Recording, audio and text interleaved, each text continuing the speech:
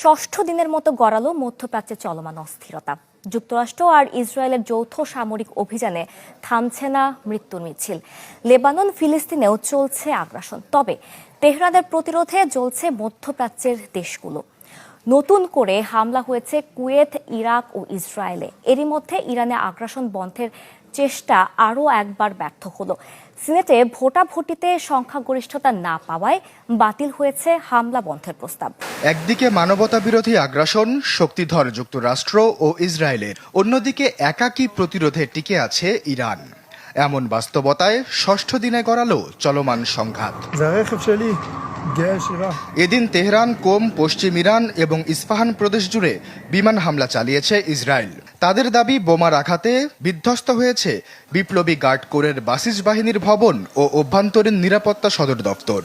ইস্পাহানে পারমাণবিক কেন্দ্রের আশেপাশেও চালানো হয়েছে হামলা।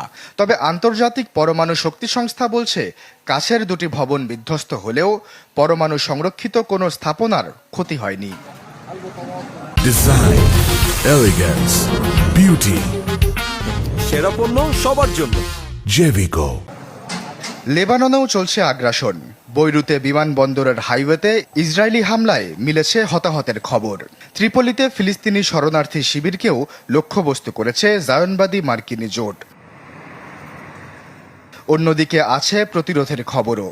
মধ্যপ্রাচ্যের মার্কিন ঘাঁটি আছে এমন দেশগুলোতেও অব্যাহত আছে তেহরানের পাল্টা অভিযান। হামলা হয়েছে কুয়েতের মুবারক আল কাবির বন্দরে নোঙর করা একটি জ্বালানি ট্যাঙ্কারে।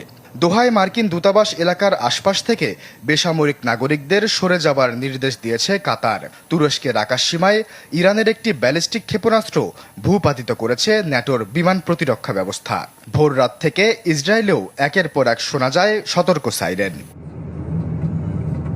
উত্তেজনার মাঝেই ইরানের প্রয়াত সর্বোচ্চ নেতা আয়াতুল্লাহ আলী খামেনির 3 দিনব্যাপী শোকের আনুষ্ঠানিকতা বুধবারে শুরু হওয়ার কথা থাকলেও অনির্দিষ্টকালের জন্য সেটি পিছিয়ে দেওয়া হয়। ধারণা করা হচ্ছে, যুদ্ধের মাঝে লাখো মানুষের ঢল এড়াতেই নেওয়া হয়েছে এ সিদ্ধান্ত। এদিকে ডোনাল্ড ট্রাম্পের ইরান অভিযানের পক্ষে সমর্থন জানিয়েছেন মার্কিন সিনেটের সংখ্যাগরিষ্ঠ সদস্য।